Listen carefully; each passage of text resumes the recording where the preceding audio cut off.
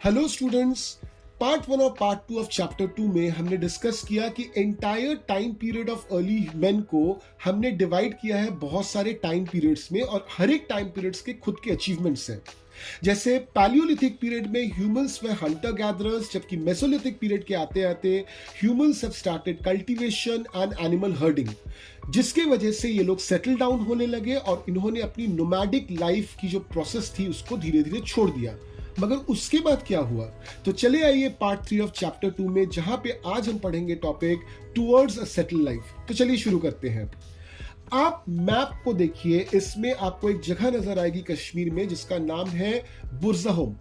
Archaeologist ने यहाँ पे बहुत सारे रिमेन्स खोज निकाले हैं हट्स और हाउसेस के।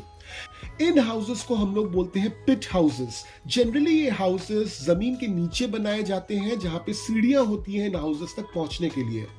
इन हाउसेस को इस एरिया में शायद कोल्ड वेदर से बचने के लिए बनाया जाता होगा। आर्कियोलॉजिस्ट्स को इन घरों के अंदर एज वेल एज बाहर बहुत सारे कुकिंग हर्ट्स मिले हैं, यानी कि चूल्हे मिले हैं।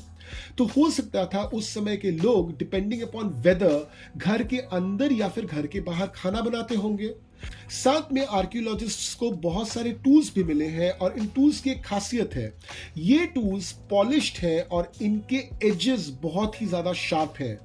ये टूल्स बिल्कुल भी अलग है उन टूल्स से जो अब तक मिले थे आर्कियोलॉजिस्ट्स को, इसलिए आर्कियोलॉजिस्ट्स ने इस पर्टिकुलर पीरियड को नाम दे दिया नियोलिथिक पीरियड। इस समय पीलियोलिथिक पीरियड के टूल्स भी यूज होते थे, मगर साथ में कुछ ऐसी चीजें यूज होती थी जो आज भी हम यूज करते हैं, जैसे पेस्टर एंड मॉर्टर, जिसको आज हम बोलते हैं ओखली। अर्दन पॉट्स उस समय के मिले हैं जिसमें राइस, व्हीट या फिर कोई भी दाल पकाई जाती होगी। ये अर्दन पॉट्स बहुत ही ज्यादा डेकोरेटेड थे। साथ में हमको ये एविडेंसेस भी मिले हैं कि उस समय के लोगों ने ऑलरेडी कपड़ों को बुनना शुरू कर दिया था, क्योंकि कॉटन क्लोथ्स के बहुत सारे रिमेन्स हमको मिले हैं, और साथ में हमको ये भी सबूत मिले हैं कि लोगों ने ऑलरेडी कॉटन कल्टीवेशन इस टाइम पे शुरू कर दिया था। मगर बुरज़होम की ये कहानी देखकर आप ये मत सोचिए कि उस समय हर एक जगह पे एक ही कहानी थी। नहीं, डेवलपमेंट्स होने में बहुत सारा समय लगा, और जनरली ये एरिया सेंट्रिक होता था। तो जो डेवलपमेंट जिस समय पे बुरज़होम में हुआ, वही डेवलपमेंट उस समय में किसी और एरिया में शायद नहीं हुआ। हो सकता है उसके पहले हो चुका था, या फिर हो सकता है कि उसके बाद हुआ। अब हम ये भी नहीं कह सकते कि इस समय के लोगों ने पूरी तरह से कल्टीवेशन शुरू कर दिया था, क्योंकि हमको आज भी ये रिमेन्स मिलते हैं कि इस समय के लोग हंटर्स एंड गैदरर्स भी हुआ करते थे। तो शायद लोगों ने अपने habits depending upon season change किए होंगे। हो सकता है कि जिस समय पे एनिमल्स ज्यादा मिलते हैं उस समय पे इन्होंने हंटिंग की, फूड गैदरिंग की, और जिस समय पे इनको फूड मिलना मुश्किल होता था उस सीजन्स में इन्होंने कल्टीवेशन किया। अब चलिए बात करते हैं मेहरगढ़ की। मेहरगढ़ बोलन पास नाम के एरिया में सिचुएटेड है, जो आज की तारीख में पाकिस्तान में है। ये एरिया एक बहुत फेमस ट्रेडिंग रूट था बिटवीन ईरान एंड इंडिया। बहुत सारे रिमेन्स हमको मिले हैं जो ये साबित करता है कि सबसे पहला विलेज इंसानों ने इस एरिया में बनाया था, और साथ में इंसानों ने बार्ली और वीट जैसे क्रॉप्स की कल्टीवेशन भी सबसे पहले इस एरिया में की होगी। हमको एनिमल्स के बोन्स मिल जाते हैं, जैसे डियर, पिग, जो वाइल्ड एनिमल्स हैं, जो ये साबित करता है कि उस समय के लोग इन तरह के एनिमल्स को हंट करते थे। साथ में हमको गोट और शीप जैसे एनिमल्स के भी बोन मिले हैं, जो ये साबित करते हैं कि उस समय के लोगों को ऑलरेडी एनिमल हर्डिंग आती थी। मेहरगढ़ की सबसे इंपॉर्टेंट बात है कि वहां पे जो घर हमको मिले हैं वो काफी ऑर्गेनाइज्ड है।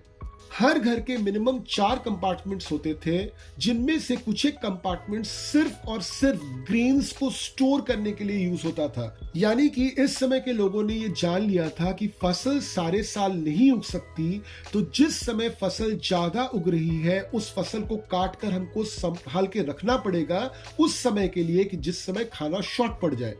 मेहरगढ़ के लोगों में रिलीजियस बिलीव्स के भी प्रमाण हमको मिले हैं। ये आफ्टर लाइफ में यकीन करते थे, इसलिए उस एरिया में आज भी हमको बहुत सारे ब्यूरियल साइट्स मिल जाएंगे, यानी कि जहां पे डेड बॉडीज को दफन किया जाता था। एक बहुत बड़ा इंस्टेंस हमको मिलता है कि वहां पे कब्र मिली है जो एक इंसान की है, और उस कब्र में गोट यानी कि बकरी के भी रिमेन्स हैं, जो इस बात को साबित करती है कि उस समय के लोग आफ्टर लाइफ में यकीन करते थे और उनके कुछ रिलीजियस बिलीव्स थे। ये जितनी भी फाइंडिंग्स है मेहरगढ़ में आज से करीबन 8000 इयर्स अगो की है। तो इससे खत्म हो जाता है हमारा चैप्टर। चले आते हैं पेज नंबर 20 में और कर लेते हैं हम एक्सरसाइजेस के क्वेश्चंस को सॉल्व। तो पहला क्वेश्चन देखिए क्या है, complete the following sentences. Part A, hunter gatherers chose to live in caves and rocks shelters because, तो क्या क्या कारण थे, वो लोग क्यों रहना चाहते थे रॉक शेल्टर्स में?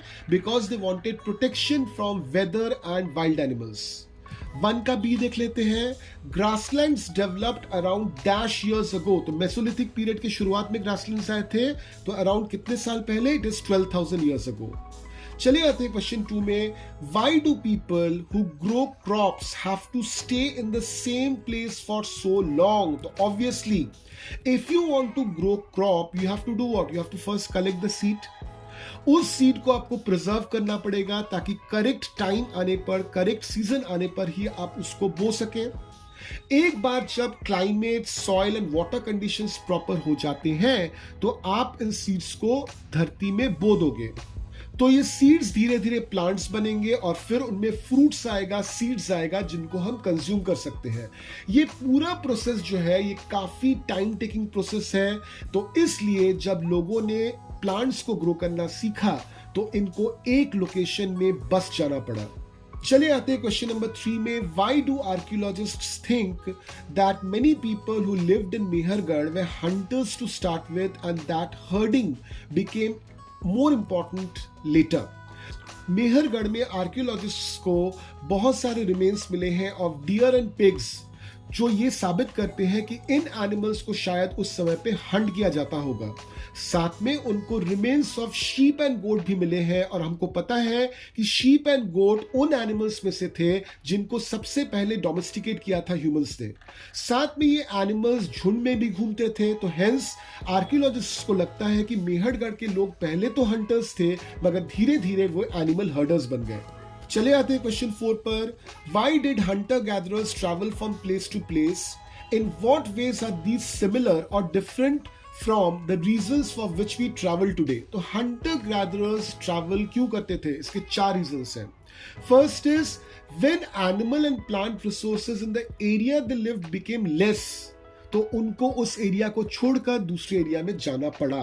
नंबर 2, एनिमल्स को ये लोग हंट करते थे, अब एनिमल्स तो किसी एक जगह पे रुकेंगे नहीं, तो when animals moved they also moved. Number 3, due to climatic conditions, अगर एक जगह पे क्लाइमेट अचानक से कोल्ड हो जाए या फिर बहुत ज्यादा वार्म हो जाए तो उस जगह से दूसरे जगह पे जाना प्रेफरेबल होगा, तो ह्यूमंस दूसरे जगह पे चले जाते थे। साथ में क्लाइमेटिक कंडीशंस के वजह से प्लांट का ग्रोथ या प्लांट में फ्रूट बियरिंग कैपेसिटी भी चेंज होती रहती थी, तो क्लाइमेटिक कंडीशन एक बहुत बड़ा रीजन था due to which humans used to travel from one place to another place.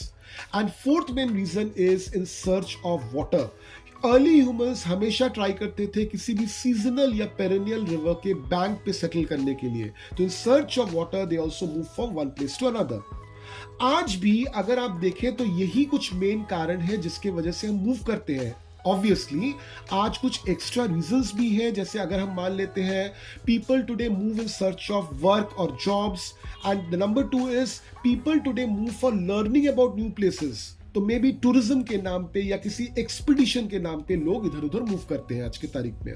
चले आते हैं क्वेश्चन 5 पर, list 3 ways in which hunter gatherers used fire. Would you use fire for any of these 3 purposes today?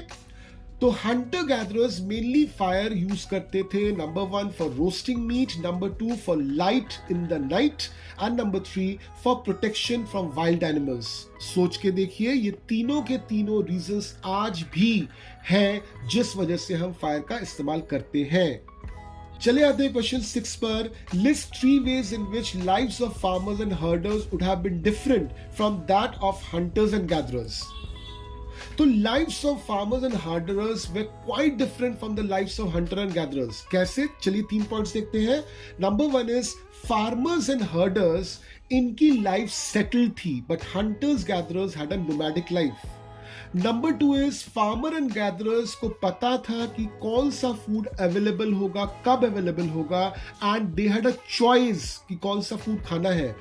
Hunter gatherers did not have any idea about the food that will be available और उनको वही खाना पड़ता था that was available with them. Third difference क्या है? Farmers and herders domesticated plants and animals और उनको पता था कि प्लांट्स और एनिमल्स को सिर्फ फूड के लिए नहीं इस्तेमाल करना है, दूसरे चीजों के लिए भी इस्तेमाल करना है, like for transportation, for medicine etcetera. जबकि hunter gatherers used to kill animals and plants only for food. तो हमने देखा कि ह्यूमन बींग्स की लाइफ शुरू हुई एज हंटर गैदरर्स और धीरे धीरे वे सेटलमेंट की तरफ बढ़े, धीरे धीरे अपनी नोमैडिक लाइफ को उन्होंने छोड़ा और वे सेटल डाउन होने लगे. इन्होंने बड़ी सिटीज भी बनाई. ये सिटीज कैसी दिखती थी, इन सिटीज में क्या मिलता था, इन सवालों के जवाब के लिए आपको वेट करना पड़ेगा अगले सीरीज ऑफ सेशंस के लिए on chapter 3. Till then keep learning.